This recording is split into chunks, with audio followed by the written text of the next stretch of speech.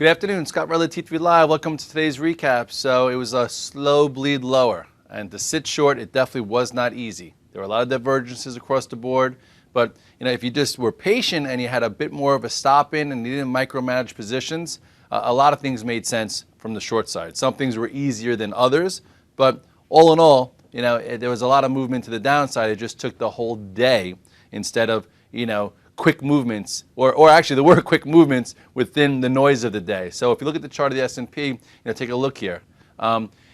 We closed. What's interesting, or I think is a little interesting, is that if you look at this retracement level here, okay, this is where we closed right on that Friday. Remember when things looked like death on that? That was at 0.618% retracement before some crazy news came out and we had this big rally.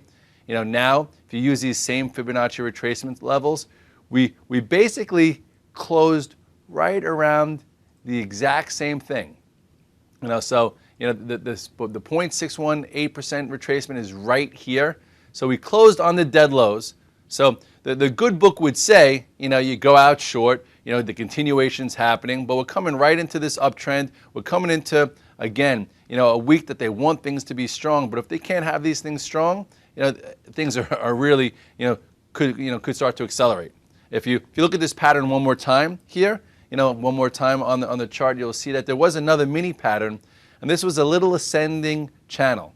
Okay, little ascending channel that typically break to the downside. So really, the reason why we were pretty enamored with this, 112.15, 112.09 is because once it breaks, you get some movement to the downside. And here we are closing at 12.04. And if you look at the spiders, you will see the spiders basically closed dead on this level, okay? Giving you really no reason to be long, except for the only reason to be long is because there's no reason to be long right here.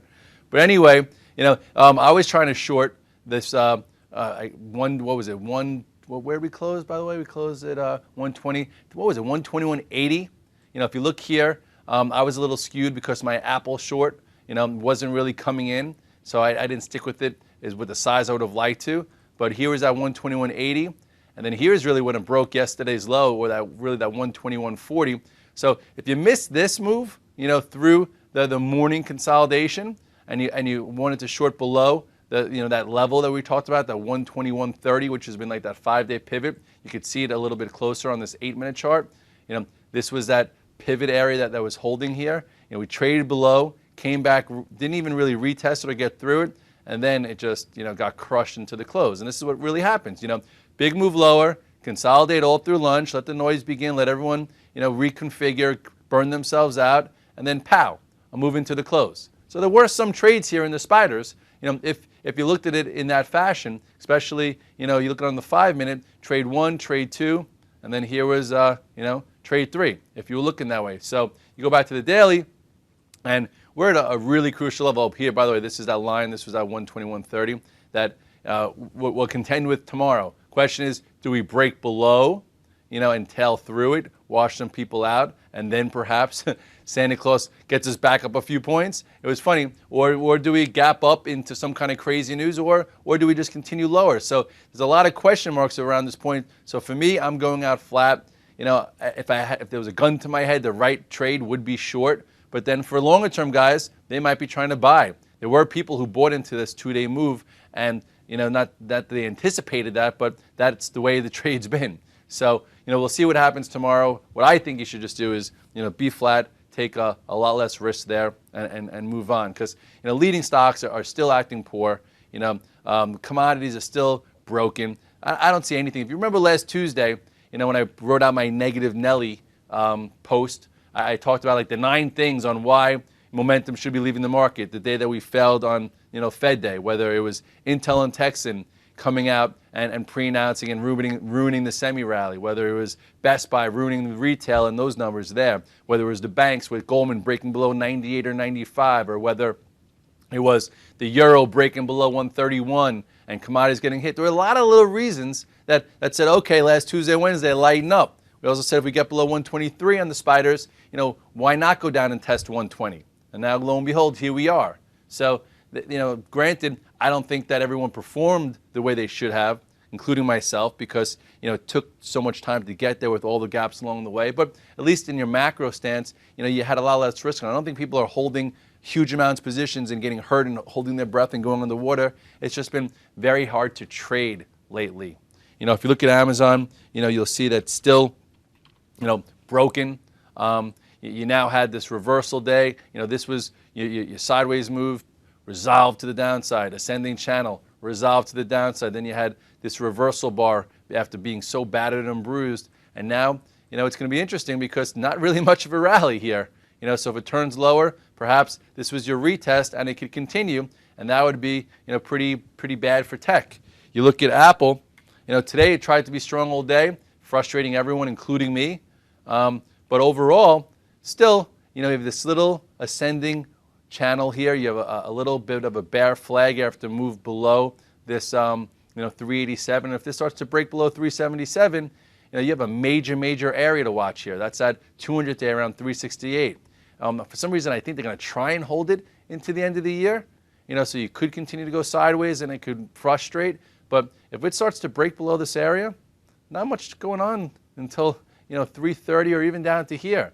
You look at the weekly chart. Yes, a lot of people have said this many times, and it hasn't happened. Like here, it held, rolled over here, and held. So right now, it definitely hasn't happened yet, but it's just something to watch, and it could be a good buy. And if we see some type of setup here, maybe I'll be buying it too. But for now, it's something just to be a bit concerned about because there's not much action here, and if the market wants lower, this could easily be that pickle jar that breaks to the downside. Google, it's definitely I'd be a little careful up here if you're not committed to Google. If momentum leaves the stock again, if it starts to break below this 618, you could still get to 612 and then perhaps 596 into this support and still be good for 2012. But you got to make sure you're ready to hold it. And I think traders, if we start breaking below this, they'll probably be shorting this for a move down there.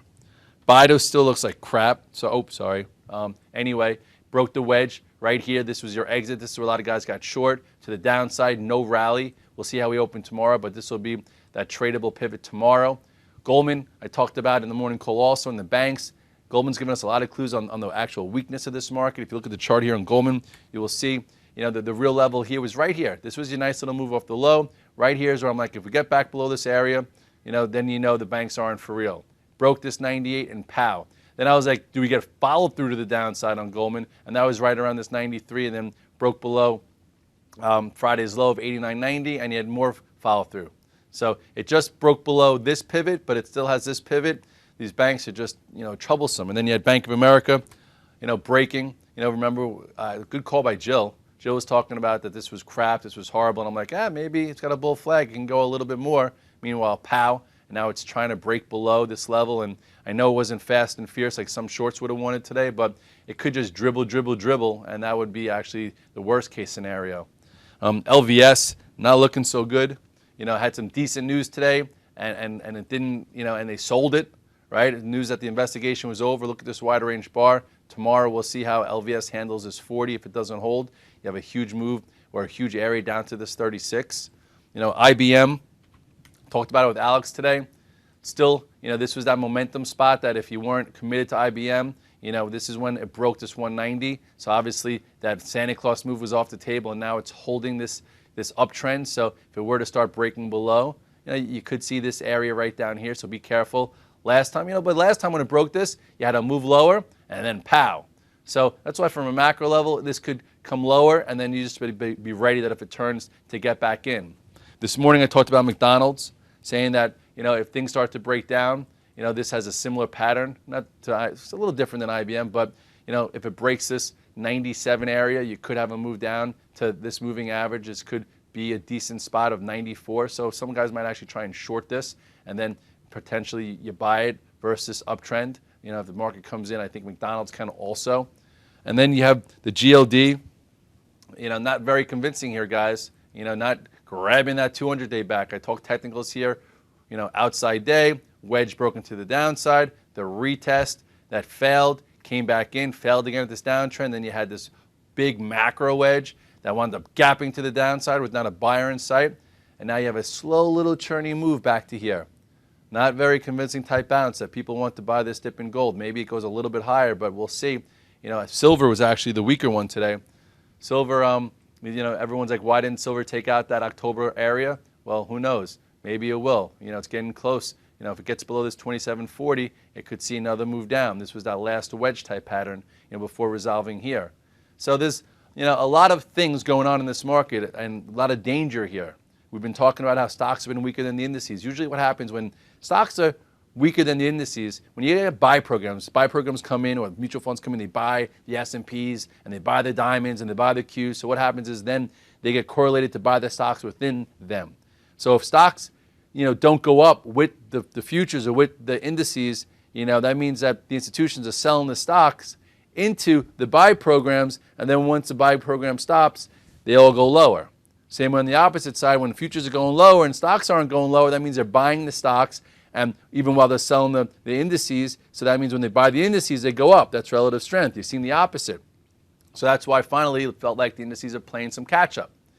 So all in all, it's an environment to be very light. It's hard to be short down here, but there's really no reason except for a 30-minute trade or so to be long. If you're in your macro positions for the last few years, that's fine. You've had more than enough opportunities to hedge them, but you should be in tier 1 at best, not a penny more. I still think that really cash is king more than holding a tier 1, but if you're in it for the long term, that's fine.